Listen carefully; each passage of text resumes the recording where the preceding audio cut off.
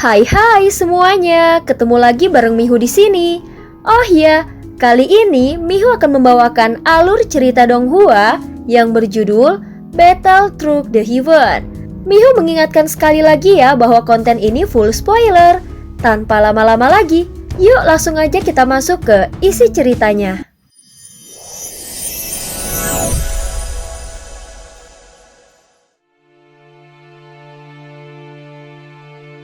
Melanjutkan dari kisah sebelumnya. Sebelumnya Chu Jiangyi yang telah berubah menjadi monster Yecha bergegas menyerang Xiaoyan. Dia merasa sangat tertekan karena kesulitan membunuh Xiaoyan. Dengan kekuatan Yecha yang brutal, Chu Jiangyi menghantam tubuh Xiaoyan yang sedang dalam proses penyembuhan. Sehingga terdengar ledakan yang menggelegar. Mata Yao Nantian tiba-tiba terpaku menatap ke depan.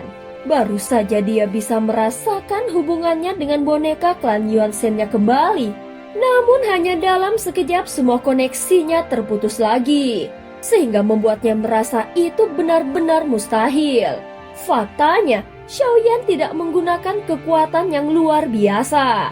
Dia hanya mengambil alih tubuh boneka Yuan Shen-nya secara paksa. Pada saat ini Chu Jiangyi yang telah berubah menjadi Yecha menghantam tubuh Xiaoyan dengan dahsyat sehingga tubuh Xiaoyan terpental. Namun yang tampak aneh adalah kekuatan Xiaoyan tidak mengalami peningkatan yang signifikan. Mengapa kau masih bisa hidup? Kenapa kau tidak bisa mati? Teriak Chu Jiangyi dengan nada getir dan merasa tidak terima. Ini bukanlah kali pertama dia bertarung dengan reinkarnasi yang mulia. Namun saat menghadapi Xiaoyan dia merasakan keputusasaan. Dalam sekejap, sosok Xiaoyan menangkap kepala Chu Jiangyi yang menghantam perutnya. Cengkraman Xiaoyan yang kuat meremas kepala Chu Jiangyi hingga terdengar suara retakan halus. Seolah Chu Jiangyi mendengar retakan dari tulang-tulang di kepalanya. Saat berikutnya, seluruh tengkoraknya hancur dan nyaris menjadi debu. Kemudian tubuhnya terpental ke belakang. Pada saat yang sama, tubuh Xiaoyan membesar menjadi klan Yuan Shen. Namun ukurannya hanya setinggi 10.000 kaki dan penampilannya benar-benar berubah. Kulitnya kini dilapisi oleh tulang kuno. Tulang ini tampak sangat kokoh dan tajam, bahkan seakan menjadi senjata alaminya. Xiaoyan pun baru menyadari perubahan ini terjadi di tubuhnya. Seluruh tubuh fisiknya sekarang dilapisi oleh tulang kuno tersebut. Kekuatannya bahkan melebihi baju besi dewa Taisu. Selain itu, kekuatan tulang-tulang ini tidak biasa. Saat bertabrakan dengan Chu Jiangyi barusan, Xiaoyan merasakan adanya kekuatan ledakan yang tersembunyi di dalamnya. Chu Jiangyi terpental ratusan kaki jauhnya dan kepalanya yang remuk mulai bergetar dan pulih kembali. Saat dia berusaha menstabilkan dirinya, Xiaoyan sudah mengejarnya lagi. Dibandingkan dengan kehidupanmu sebelumnya, kekuatanmu memang meningkat cukup pesat. Tetapi hari ini tetap akan menjadi hari kematianmu. Begitu suara Chu Jiangyi jatuh, keempat tangannya bergerak secara serentak. Dalam sekejap tubuhnya seperti laba-laba yang merayap dengan cepat di kampaan. Matanya bersinar dengan kebingungan dan keganasan serta dipenuhi dengan amarah yang tak terbendung. Di belakang tubuhnya tumbuh 6 lengan raksasa. Setiap lengan begitu besar dan masing-masing lengan dipenuhi energi hitam pekat seperti senjata kegelapan. Kemudian itu menghantam langsung ke arah Xiaoyan. Kepercayaan dirinya tidak datang tanpa alasan. Inilah bentuk terkuat Chu Jiangyi yang dikenal oleh dunia dengan nama Yan Luo. Keenam lengannya bergerak bersamaan sehingga menghasilkan gelombang energi yang mengerikan dari tubuhnya. Kecepatannya pun luar biasa cepat. Lengan-lengan itu menciptakan bayangan mengerikan di langit. Ini bukanlah ilusi, melainkan wujud nyata dari kecepatan yang telah melampaui batas spiritual tertentu dengan kekuatan serangan yang menakutkan. Dalam sekejap, seolah ada ribuan lengan yang muncul di hadapan Xiaoyan. Setiap lengan ini membawa niat membunuh yang murni. Gerakannya begitu cepat sehingga tidak lagi tampak seperti lengan melainkan berubah menjadi berbagai bentuk senjata ilusi. Kau penuh semangat, Tetapi dengan apa kau akan melawanku? Cu Jiangyi berkata dengan nada menghina. Meskipun kau dianugerahi gelar makhluk tertinggi, tetapi akhir hidupmu sudah ditentukan. Hari ini kau pasti akan mati tanpa penyesalan. Tiba-tiba bayangan raksasa di belakang Cu Jiangyi meledak ke segala arah dan berhamburan dengan sangat cepat.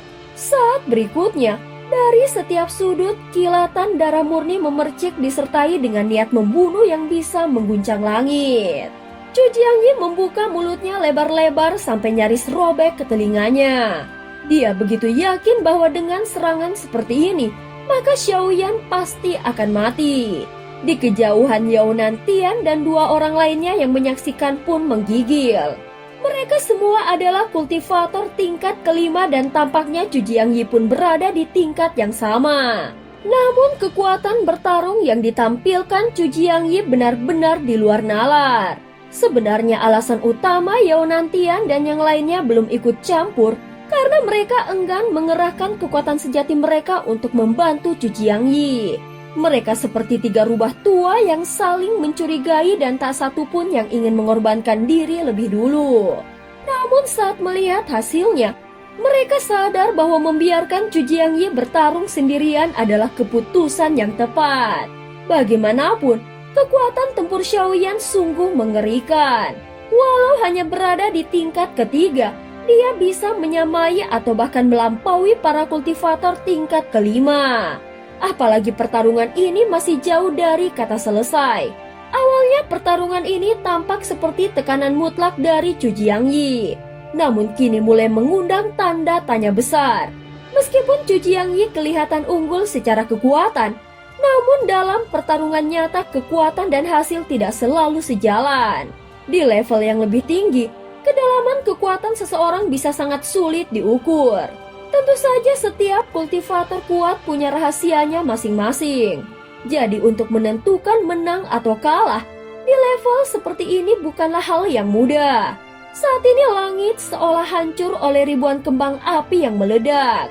Namun sosok Xiaoyan tidak bergerak sedikit pun. Semua serangan dahsyat Cu Jiangyi menghantam tubuh Xiaoyan, tetapi tidak bisa menggoyahkan tubuhnya sedikit pun. Mungkin bagi kultivator lain itu seperti menghadapi malapetaka hidup atau mati. Tetapi itu tidak berlaku bagi Xiaoyan. Tidak mungkin. Cu Jiangyi tertegun melihat adegan ini. Di tengah badai serangannya, Xiaoyan bukannya terluka. Dia justru mengangkat tangannya dengan tenang. Kemudian dia melepaskan sebuah pukulan keras. Di tangannya tampak lapisan tulang luar yang kokoh dan keras. Dengan satu pukulan, salah satu lengan Cu Jiangyi langsung meledak. Kemudian pukulan kedua menyusul dengan suara ledakan tulang lagi. Walau Cu Jiangyi menyerang dengan kecepatan yang tinggi, namun di mata Xiaoyan itu semua tidak berarti. Yang aneh adalah Xiaoyan tidak pernah benar-benar membidik. Karena serangan Cu Jiangyi terlalu cepat dan kacau, maka dia tidak perlu menargetkannya secara spesifik. Dia hanya perlu mengayunkan tinjunya secara acak dan tetap mengenai sasarannya. Seketika darah berserakan kemana-mana. Semua lengan meledak satu persatu. Wajah Cu Jiangyi yang tadinya penuh keyakinan kini berubah menjadi penuh ketakutan. Di matanya terlihat kengerian yang tidak bisa disembunyikannya. Tubuhnya terus bergerak. Lengan-lengannya mencoba tumbuh kembali dari tubuhnya namun tetap tidak bisa melukai Xiaoyan. Saat ini rasa takut di dalam dirinya semakin kuat. 6 lengan raksasa pun serentak menghantam ke arah Xiaoyan. Langit berguncang oleh suara ledakan yang memekakkan telinga sehingga membuat jantung seolah berhenti berdetak. Bahkan kehampaan pun seolah diwarnai merah darah yang dipenuhi dengan aroma besi dan kutukan kuno. Hujan darah mulai turun dari langit. Dan inilah domain spiritual milik Cu Jiangyi. Domain tanpa henti. Cu Jiangyi berteriak. Seketika gravitasi mengerikan pun menyelimuti tubuh Xiaoyan. Bagaikan tangan-tangan kutukan yang menjerat seluruh tubuhnya seolah ingin menghancurkan tubuhnya dari dalam. Namun Xiaoyan tetap berdiri tegak. Darah di dalam tubuhnya tidak berkurang. Justru semakin kuat karena kekuatan simbiosis yang dimilikinya. Yang lebih menakutkan adalah domain tanpa henti milik Chu Jiangyi tidak hanya menyerang tubuh, tetapi juga menyiksa jiwa. Serangan ini bahkan bisa membuat mental Xiaoyan hancur secara sekaligus.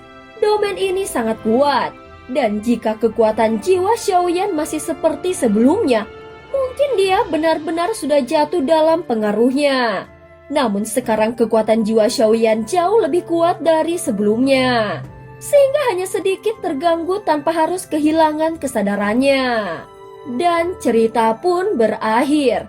Terima kasih udah dengerin Mihu dari awal sampai akhir ya. Please jangan lupa untuk like, comment, and subscribe.